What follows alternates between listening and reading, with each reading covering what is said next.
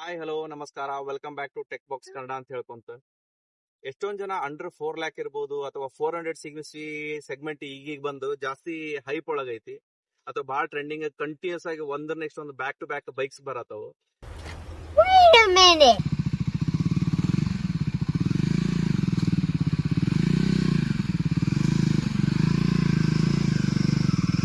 So ನೀವು ಯಾರು ಕೇಳತ್ತಿದ್ರಿ ಯಾವ್ದು ಬೆಸ್ಟ್ ಬೈಕ್ ಅಂತ ಹೇಳೋದಾದ್ರ ನನ್ನ ಒಪಿನಿಯನ್ ಜನರಲ್ ಆಗಿ ಒಂದ್ 2-3 ಬೈಕ್ಸ್ ಇದಾವೆ. ಬಟ್ ನಾ ಪರ್ಸನಲಿ ಓನ್ ಮಾಡ್ತಿದ್ದು ರೀಸೆಂಟ್ ಆಗಿ ತಗೊಂಡಿದ್ದು ಅದೇ ಶಾರ್ಟ್ ಟರ್ಮ್ ರಿವ್ಯೂವರ್ ಅಂತ ಅನ್ಕೋರಿ ಅಥವಾ ಡೈರೆಕ್ಟ್ ಆಗಿ ಬೈಕ್ ರಿವ್ಯೂ ಅಂತ ಹೇಳಿ ಅನ್ಕೋರಿ.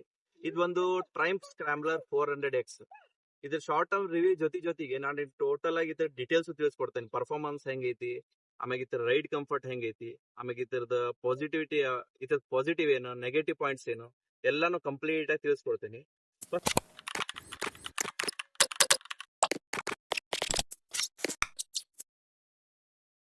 ಫಸ್ಟ್ ನಾ ಇದು ಚಾಯ್ಸ್ ಮಾಡೋಕ್ಕಿಂತ ಮುಂಚೆ ಅಕಸ್ಮಾತ್ ಇದು ಯಾಕೆ ಪರ್ಸನಲ್ ಆಗಿ ಈ ಬೈಕ್ ಅನ್ನ ಓನ್ ಮಾಡ್ತೀನಿ ಅಥವಾ ಇದನ್ನ ಯಾಕೆ ಪರ್ಚೇಸ್ ಮಾಡಿದೆ ಅಂತ ಹೇಳೋದಾದ್ರ, ಈ ಸೆಗ್ಮೆಂಟ್ಸ್ ಒಳಗ ಸುಮಾರಷ್ಟು ಕಾಂಪಿಟೇಟರ್ ಬೈಕ್ಸ್ ಅನ್ಬೋದು ಅಥವಾ ಆಲ್ಟರ್ನೇಟ್ ಆಪ್ಷನ್ಸ್ ಅಂತ ನೋಡೋದಾದ್ರ, ಈಗ ರೀಸೆಂಟ್ ಆಗಿ ಲಾಂಚ್ ಆಗಿರೋ ಗೊರಿಲ್ಲಾ ಇರ್ಬೋದು, Gorilla ಇರಬಹುದು. ಅಥವಾ ಅದಕ್ಕೆ ಆಲ್ಟರ್ನೇಟ್ ಆಗಿ ಹಿಮಾಲಯನ್ ಇರ್ಬೋದು, ಅಥವಾ ನಿಮ್ಗೆ ಹಂಟರ್ 350 ಇನ್ ಅಂಡ್ ಅರೌಂಡ್ ಅಲ್ಲೇ ಅದ ಸೇಮ್ ಸೆಗ್ಮೆಂಟ್ ಸಿ ಸೆಗ್ಮೆಂಟ್ ಒಳಗೆ ಬರ್ತೈತಿ, ಅಥವಾ ಹಾರ್ಲಿ ಡೇವಿಡ್ಸನ್ ಒಂದು ಬರ್ತೈತಿ, ಅಥವಾ ಹೀರೋದವ್ರದೊಂದು ಮತ್ತೊಂದ್ ಐತಿ.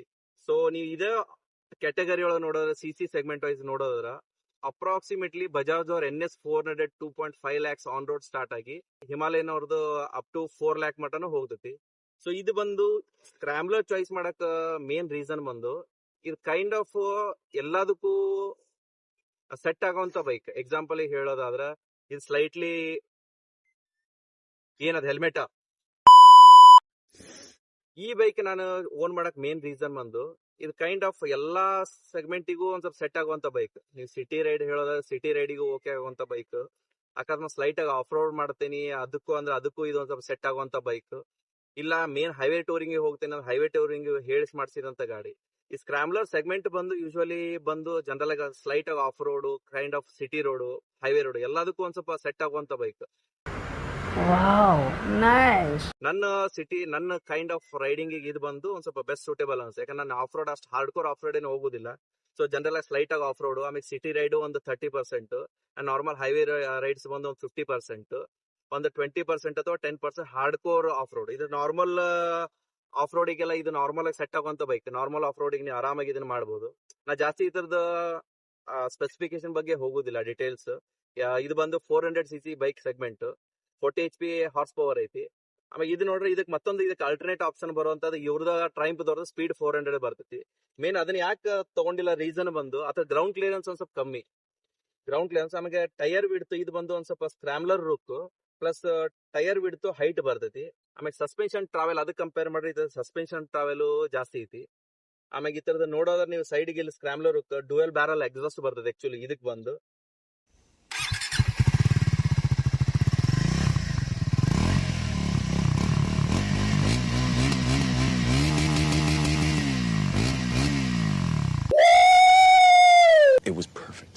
ಇದ್ರದ್ ಮೇನ್ ಅಡ್ವಾಂಟೇಜ್ ನಿಮಗೆ ಹೇಳದಲ್ಲ. ಬಟ್ ಇದ್ರದ್ದು ಡಿಸ್ಅಡ್ವಾಂಟೇಜಸ್ ನೋಡೋದಾದ್ರೆ, ಅಡ್ವಾಂಟೇಜಸ್ ಆಲ್ಮೋಸ್ಟ್ ಎಲ್ಲ ಅಡ್ವಾಂಟೇಜ್ ನಾ ಹೇಳೋ ನೆಗೆಟಿವ್ ಬಿಟ್ಸ್ ಬಾಕಿದೆಲ್ಲಾನು ಅಡ್ವಾಂಟೇಜಸ್ ಅಂತ ತಿಳ್ಕೊಂಡ್ಬಿಡ್ರಿ. ಬಟ್ ಇದ್ರ ಕೆಲವೊಂದು ಮೇಜರ್ ಡಿಸ್ಅಡ್ವಾಂಟೇಜ್ ನನಗೆ ಪರ್ಸನಲಿ ಅನ್ಸಿದೆ. ಒಂದು ಡಿಜಿಟಲ್ ಕನ್ಸೋಲ್ ಇನ್ನೊಂದ್ ಸ್ವಲ್ಪ ಸ್ಟೈಲಿಶ್ ಆಗಿ ಅಥವಾ ಫುಲ್ ಈಗಿನ ಟ್ರೆಂಡಿಗೆ ತಕ್ಕಂಗೆ ಕೊಡ್ಬೋದಾಗಿತ್ತು. ಎರಡನೇ ಇದ್ರ ಡಿಸ್ಅಡ್ವಾಂಟೇಜಸ್ ಅಂದ್ರೆ ಟ್ಯಾಂಕ್ ಕೆಪಾಸಿಟಿ. ಆಕ್ಚುಲಿ ಇದು ಬಂದು ಟ್ಯಾಂಕ್ ಕೆಪಾಸಿಟಿ ಅಪ್ರಾಕ್ಸಿಮೇಟ್ಲಿ ಅನ್ಕೋರಿ 300 to 350 ರೇಂಜ್ ಮಟ ನೀವು ಸಿಗ್ತದೆ ಒಂದು ಟ್ಯಾಂಕ್ ಫುಲ್. ఛీ! ఎందుకురా నీకు ఈ ఏసు బతుకు? ఛీ! ఎందుకురా నువ్వు బతుకుతావు? ಇದು ಮತ್ತೊಂದು ಮೇಜರ್ ಡಿಸ್ಅಡ್ವಾಂಟೇಜಸ್ ಬಂದು ಇದನ್ನ ನನಗನ್ಸಿದ ಮಟ್ಟಿಗೆ ನಿಮ್ಗೆ ಯಾರೋ ಕವರ್ ಮಾಡಿರ್ಲಿಕ್ಕೆಲ್ಲ ಅನ್ಕೋತೀನಿ. ನೀವು ಬೇರೆ ಅಕಸ್ಮಾತ್ ವಿಡಿಯೋ ಮಾಡಿದನು ಈಗ ನೀವು ನೋಡಾತಿರಲ್ಲ ಇಲ್ಲಿ ಆಕ್ಚುಲಿ ನಾ ವಿಡಿಯೋ ಕ್ಲಿಪ್ಪಿಂಗ್ ಒಳಗೂ ನಿಮಗೆ ಸಪರೇಟ್ ಆಗಿ ಹಾಕ್ತೀನಿ. ಇದು ಏನು ಕೆಸರು ಅಕಸ್ಮಾತ್ ಇದೇನು ಫುಲ್ ನೀವು ಆಫ್ ರೋಡ್ ಹೋದಾಗ, ಟ್ರಯಲ್ ಹೋದಾಗ ಅಥವಾ ಜಾಸ್ತಿ ಕೆಸರಿದ್ದಾಗ ಈ ಟೈರ್ ಸ್ಪಿನ್ ಆಗಿ ಅಲ್ಲಿ ಮೇನ್ ಒಂದ್ಗಡೆ ಟೈರ್ ಫ್ರಂಟ್ ಗಡೆ ಒಂದು ಫ್ಲಾಟ್ ಲ್ಯಾಂಡ್ ಕೊಟ್ಟಾರ. ಆ ಲ್ಯಾಂಡ್ ಒಳಗೆ ಕಂಪ್ಲೀಟ್ ನಿಮ್ಗೆ ಏನೇನು ಡಸ್ಟ್ ಐತಿ ಅಥವಾ ಕಲ್ಲು ಮಣ್ಣು ಎಲ್ಲ ನಿಮ್ಗೆ ನಾರ್ಮಲ್ ಗ್ರಾಸ್ ಹುಲ್ಲು ಇದ್ದಿದ್ದು ಎಲ್ಲ ಬಂದು ಕಲೆಕ್ಟ್ ಆಗಿ ಎಲ್ಲ ಒಂದ್ ಕಡೆ ಕರೆಕ್ಟ್ ಆಗಿ ಸಿಕ್ಕೊಂಡು ಅದು ಒಂದ್ ಟೈಪ್ ಜಂಕ್ಷನ್ ಕ್ರಿಯೇಟ್ ಮಾಡೋದೈತಿ.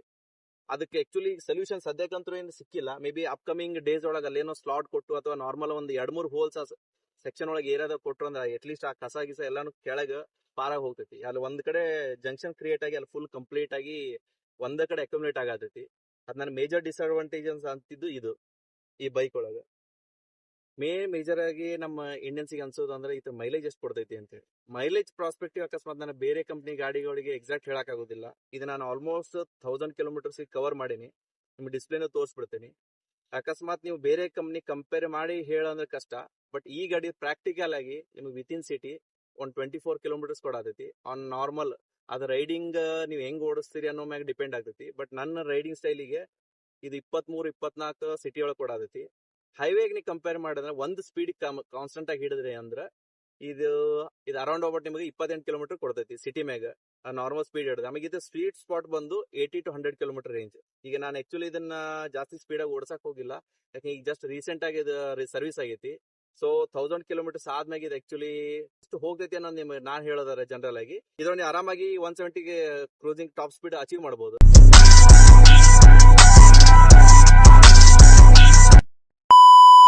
ಆಮೇಲೆ ಇದು ಸ್ವೀಟ್ ಸ್ಪಾಟ್ ಬಂದು 80 to 100 ಕಿಲೋಮೀಟರ್. ಅವಾಗಲೇ ಹೇಳ್ದಂಗ ಇದನ್ನ ಆರಾಮಾಗಿ 130-140 ಮಟ ನೀವು ಕ್ರೂಸ್ ಮಾಡಬಹುದು ಕ್ರೂಸಿಂಗ್ ಸ್ಪೀಡ್. ಆಮೇಲೆ ಮುಂಚೆ ಹಳೆ ಹಿಮಾಲಯನ್ ಕಂಪೇರ್ ಮಾಡಿ ಹಳೆ ಹಿಮಾಲಯನ್ ಬಂದು ರಾಯಲ್ ಎನ್ಫೀಲ್ಡ್ ಅವ್ರದ್ದು 110-120 ಮ್ಯಾಕ್ಸಿಮಮ್ ಅಷ್ಟೇ. ಅದು 100+ ಆದ್ಮೇಲೆ ವೈಬ್ರೇಷನ್ ಸ್ಟಾರ್ಟ್ ಆಗಿಬಿಡ್ತೈತಿ. ಬಟ್ ಇದ್ರೊಳಗೆ ಹಂಗಿಲ್ಲ. ಈ ಕೇಸಸ್ ಒಳಗೆ ಈ ಟ್ರೈಂಪ್ ಒಳಗೆ ಆಲ್ಮೋಸ್ಟ್ ಇವ್ರು ಜಾಸ್ತಿ higher segment CC engines ready ಮಾಡೋದ್ರಿಂದ ವೈಬ್ರೇಷನ್ಸ್ ಕಂಪ್ಯಾರಿಟಿವ್ಲಿ ಸಿಕ್ಕಾಪಟ್ಟಿ ಡ್ರಾಸ್ಟಿಕಲಿ ಕಮ್ಮಿ ಐತಿ. ಹಂಗ ನೀವು ಈಸಿಲಿ ಕ್ರೂಸಿಂಗ್ ಸ್ಪೀಡ್ 120-130 ಆಗ ಆರಾಮಾಗಿ ಕೂಲಾಗಿ ಅಚೀವ್ ಮಾಡ್ಕೋಬಹುದು. ಮತ್ತೊಂದು ನಿಮಗೆ ಬೇಜಾರ್ ಅಡ್ವಾಂಟೇಜಸ್ ಒಳಗೆ ನಿಮ್ಗೆ ಹೇಳೋದ್ರ ಅವಾಗಲೇ ಹೇಳಿದೆ, ಸಸ್ಪೆನ್ಷನ್ ಟ್ರಾವೆಲ್ ಚಲೋ ಐತಿ. ಆಮೇಲೆ ಬಾಕಿ ವೈಬ್ರೇಷನ್ಸ್ ಇಲ್ಲ ಅಂತೇಳಿ. ನಾರ್ಮಲ್ ಆಗಿ ನೀವು ಮತ್ತೊಂದು 2-3 ಪಾಯಿಂಟ್ ಹೇಳ್ತೀನಿ. ಇಲ್ಲಿ ಟ್ಯಾಂಕ್ ಕಡೆ ನೀವು ಸ್ಲಾಟ್ ನೋಡತ್ತಿರ್ಬೋದು.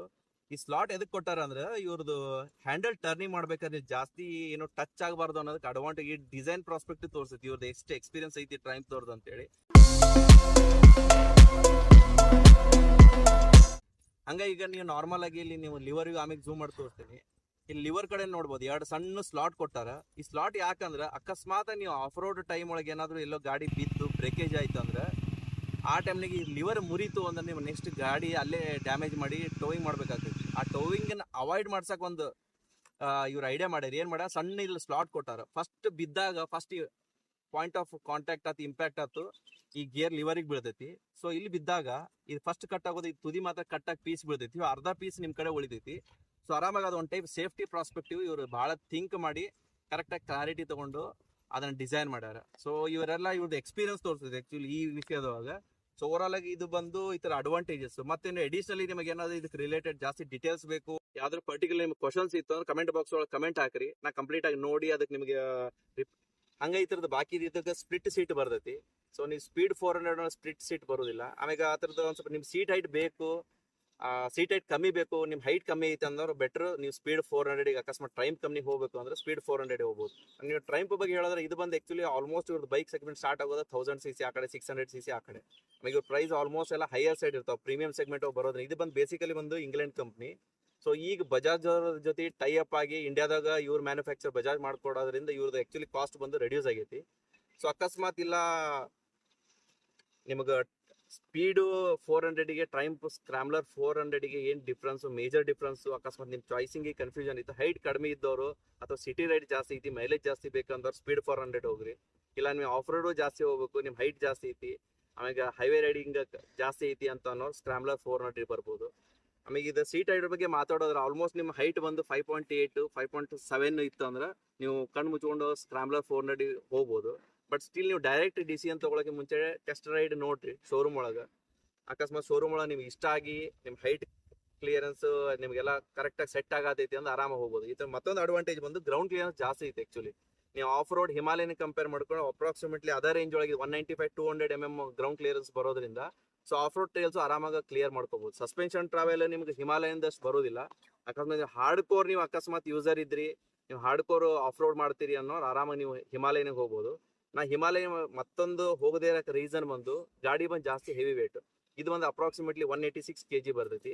ಇದು side guard, saddle stay, back rest ಎಲ್ಲ ಹಾಕಿ ಒಂದು 4-5 kg ಎಕ್ಸ್ಟ್ರಾ ಅಡಿಷನಲ್ ಬಂತು ಅಂದ್ರೆ ನಿಮಗೆ ಒಂದು 4-5 kgs ಅಪ್ರಾಕ್ಸಿಮೇಟ್ಲಿ 192 kg ಬರ್ತೈತಿ. ಅದನ್ನ ಹಿಮಾಲಯನಿಗೆ ನೀವು ಕಂಪೇರ್ ಮಾಡಿ ಹಿಮಾಲಯನ್ ಸ್ವಲ್ಪ ಜಾಸ್ತಿ ಹೆವಿಯರ್ ಸೈಡ್ ಬರೋದ್ರಿಂದ ನಾನು ಆಕ್ಚುಲಿ ಹಿಮಾಲಯನ್ ಚಾಯ್ಸ್ ಮಾಡಿಲ್ಲ. ಆಮೇಲೆ ನಾನು ಅಷ್ಟು ಬ್ರ್ಯಾಂಡ್ ಕಾನ್ಶಿಯಸ್ ಅಲ್ಲ. ಸೊ ಅದಕ್ಕೆ ನನಗೆ ಯಾವುದು ನನ್ನ ಮೇನ್ ಮೋಟಿವ್ ಬಂದು ಪ್ರಾಕ್ಟಿಕಲ್ ಓರಿಯೆಂಟೆಡ್. ನನ್ನ ಪರ್ಪಸ್ ಯೂಸ್ ಆಫ್ ಪರ್ಪಸ್ಸಿಗೆ ನನ್ನ ಗಾಡಿ ಸೆಟ್ ಆಗುವಂಥ ಸ್ಕ್ರಾಮ್ಲರ್ 400 ಅಂತ ನಾನು ಆ್ಯಕ್ಚುಲಿ ಇದನ್ನು ತೊಗೊಂಡೇನಿ. ನನ್ನ ಮೇನ್ ಬಂದು ನನ್ನ ಪ್ರಯಾರಿಟಿ ಬಂದು ಹೈವೇ ಕ್ರೂಸಿಂಗ್ ಸ್ಪೀಡು, ಹಂಗೆ ಬಂದು ನಿಮ್ಮ ಇಂಜಿನ್ ಕೆಪಾಸಿಟಿ, ಪವರು, ಪ್ಲಸ್ ಆಗ ರೈಡಿಂಗ್ ಕಂಫರ್ಟು.